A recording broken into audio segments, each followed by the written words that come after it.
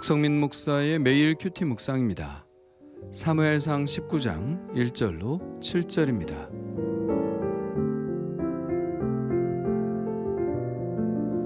사울이 그의 아들 요나단과 그의 모든 신하에게 다윗을 죽이라 말하였더니 사울의 아들 요나단이 다윗을 심히 좋아하므로 그가 다윗에게 말하여 이르되 내 아버지 사울이 너를 죽이기를 꾀하시느니라. 그러므로 이제 청하노니 아침에 조심하여 은밀한 곳에 숨어 있으라. 내가 나가서 네가 있는 들에서 내 아버지 곁에 서서 내 일을 내 아버지와 말하다가 무엇을 보면 내게 알려주리라 하고, 요나단이 그의 아버지 사울에게 다윗을 칭찬하여 이르되 원하건대 왕은 신하 다윗에게 범죄하지 마옵소서. 그는 왕께 득죄하지 아니하였고 그가 왕께 행한 일은 심히 선함이니이다. 그가 자기 생명을 아끼지 아니하고 블레셋 사람을 죽였고 여호와께서는 온 이스라엘을 위하여 큰 구원을 이루셨으므로 왕이 이를 보고 기뻐하셨거늘 어찌 까닭 없이 다윗을 죽여 무죄한 피를 흘려 범죄하려 하시나이까. 사울이 요나단의 말을 듣고 맹세하되 여호와께서 살아계심을 두고 맹세하거니와 그가 죽임을 당하지 아니하리라. 요나단이 다윗을 불러 그 모든 일을 그에게 알리고 요나단이 그를 사울에게로 인도하니 그가 사울 앞에 전과 같이 있었더라. 아멘. 다윗을 시기하는 사울의 마음이 극에 달합니다. 이미 다윗을 2번이나 창으로 죽이려고 했었죠. 그러나 그때는 악신이 들려서 충동적으로 행동한 측면이 많았습니다. 다윗을 천부장으로 내려보낸 이유도 혹 자기가 정말 다윗을 죽일지도 모른다는 우려 때문이었죠. 그리고 또한 딸과의 결혼을 빌미로 다윗을 간접적으로 죽이려고도 하였지만 실패하고 말았습니다. 사울이 그러면 그럴수록 하나님께서 다윗과 함께 하심이 보다 잘 증명이 되었고 그러하기에 사울은 더욱 두려워하였으며 백성들은 그를 더욱 사랑하게 되었죠. 급기야 다윗을 미워하는 마음이 극에 달한 사울은 이제는 직접 다윗을 죽일 것을 아들 요나단과 신하들에게 명령합니다. 그러나 사울의 신하들은 몰라도 요나단은 아버지의 명령을 따를 생각이 전혀 없었죠. 그가 심히 다윗을 좋아했기 때문입니다. 그는 자신의 물건들을 다윗에게 모두 나누어 줄 정도로 다윗을 사랑했죠. 그래서 요나단은 이 사실을 다윗에게 알리고 은밀한 곳에 숨어 있으라고 말하죠. 그리고 자기가 아버지 사울의 마음을 떠본 후에 다윗에게 그 마음의 확실한 여부를 알려주겠다고 말합니다. 사울이 또 충동적으로 이 명령을 했을지도 모르기 때문입니다. 사울의 마음을 떠보는 방법은 어렵지 않았죠.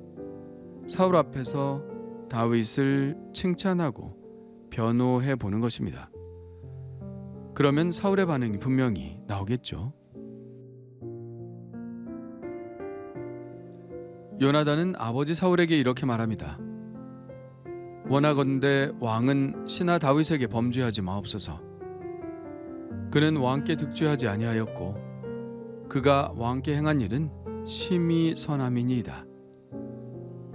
그가 자기 생명을 아끼지 아니하고 블레셋 사람을 죽였고 여호와께서는 온 이스라엘을 위하여 큰 구원을 이루셨으므로 왕이 이를 보고 기뻐하셨거늘 어찌 까닭 없이 다윗을 죽여 무죄한 피를 흘려 범죄하려 하시나이까. 사울은 아들 요나단이 하는 이야기를 의외로 잘 듣습니다. 생각해보면 그 말이 맞죠. 다윗은 지금까지 목숨을 내놓고 사울을 도왔습니다. 골리앗이 이스라엘 군대를 모욕할 때 사울은 40일 동안이나 어떤 대책도 내놓지 못했죠. 그 전쟁의 실마리를 푼 것은 다윗의 용기 있는 행동이었습니다. 다윗은 그때 누가 보아도 상대가 되지 않는 싸움을 싸웠습니다. 죽음을 무릅쓰고 싸워 사울의 승리를 도왔죠. 그때 사울은 정말 다윗을 기뻐하고 총애했습니다. 다윗은 그 이후로도 사울을 도와 수많은 전쟁에서 승리를 안겨다 주었습니다. 그러니 누가 생각해도 사울이 다윗을 죽이려는 것은 아무도 이해할 수 없는 명분 없는 일이었습니다. 만일 사울이 정말 다윗을 죽이려고 한다면 사울이야말로 정말 큰 공경에 처하게 될 것입니다. 백성들은 사울이 무죄한 다윗을 죽였다고 말할 것이기 때문입니다. 요나단의 말을 들은 사울은 제정신이 돌아왔죠. 그래서 맹세하며 이렇게 말합니다. 여호와께서 살아계심을 두고 맹세하거니와 그가 죽임을 당하지 아니하리라. 아버지의 말을 들은 요나단은 숨어있던 다윗을 찾아가 이 말을 전합니다.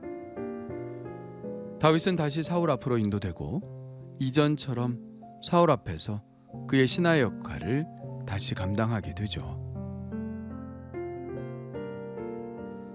요나단의 행동은 전형적인 피스메이커로서의 행동입니다.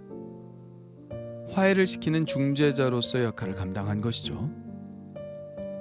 자기가 가장 사랑하는 아버지와 또 가장 사랑하는 친구가 서로 불화할 때 중간에서 가장 마음 아파한 사람은 누구일까요?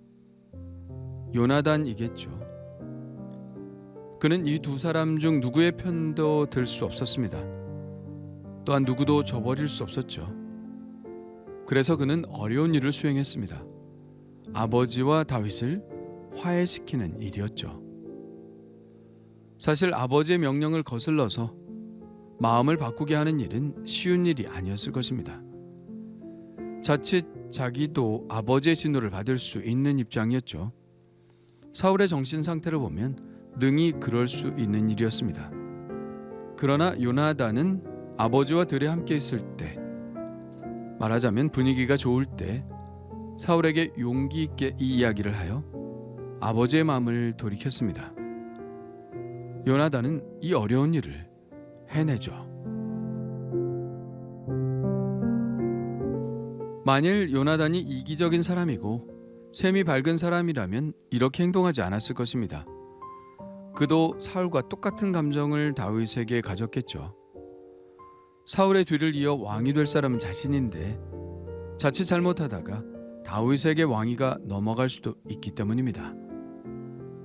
요나단은 오히려 다윗의 대적이 되어야 맞습니다. 아니, 대적이 안 되더라도 교묘히 자신의 마음을 숨기며 이 상황을 관망할 수도 있었습니다. 그러나 요나단의 마음에는 전혀 그런 계산적인 이기심이 없었습니다. 요나단에게 있었던 것은 그저 아버지를 사랑하고 다윗을 사랑하는 마음이었습니다. 사랑이 있는 사람만이 화해자, 중재자로서의 일을 감당할 수 있는 것이죠. 두 사람 사이를 화해시키고 중재한다는 것은 자기 자신에게 큰 손해가 날 수 있는 일입니다. 잘못하면 서로에게 미움을 살 수도 있는 일이죠. 그래서 대부분의 사람들은 관망합니다. 자신에게 해가 될 수도 있는 일을 누가 나서서 하겠습니까? 그러나 요나단은 아버지를 사랑하고 다윗을 사랑하기에 자신에게 해가 될 수도 있는 일을 자처했습니다. 희생할 각오로 화해자의 역할을 감당했습니다. 예수님이 팔복의 말씀에서 이렇게 말씀하셨죠. 화평하게 하는 자는 복이 있나니 그들이 하나님의 아들이라 일컬음을 받을 것이며, 하나님의 아들이라는 말은 그도 하나님이라는 말입니다. 화평하게 하는 일은 신적인 영역의 일이라는 것이죠. 하나님이 가장 기뻐하시는 일이라는 것입니다. 예수님이 하신 일이 바로 이 일 아닙니까? 심판장이신 의로우신 하나님과 죄인인 인간 사이에서 중재 역할을 감당하신 분이 바로 예수님이시죠. 그러므로 화해시키는 일은 신의 일입니다. 노벨상 중에 가장 권위 있는 상이 평화상인 이유가 이것이죠. 인간이 할 수 있는 가장 위대하고 놀라운 일은 바로 누군가의 사이에서 화해를 시키는 일입니다. 그렇다면 우리는 어떤가요? 예수님과 같은 마음, 요나단과 같은 마음이 있나요? 지금도 우리 주변에는 수많은 사람들이 불화하고 있습니다. 어떤 사람들은 그 사이에서 더욱 이간질을 시키는 사람들도 있죠. 그러나 그것은 마귀가 하는 짓이죠. 하나님의 자녀는 서로 화해시키는 일을 합니다. 그러한 행동은 그가 하나님의 자녀라 일컬음을 받는 사람임을 증명합니다. 지금 혹 내 주변에 이런 일이 있다면 기도하면서 조심스럽게 또한 용기 있게 이 일을 해보는 것은 어떨까요? 주님 감사합니다. 요나단에게 있었던 사랑하는 마음을 제게도 주옵소서. 그 누구도 포기하거나 저버릴 수 없었던 이 사랑의 마음을 주옵소서. 또한 용기를 주옵소서. 기꺼이 관계 회복을 위해 희생할 수 있는 마음을 주옵소서. 그래서 제가 있는 곳이 불화한 곳이 아니라 평화가 있는 곳이 되게 하여 주옵소서. 예수님의 이름으로 기도합니다. 아멘.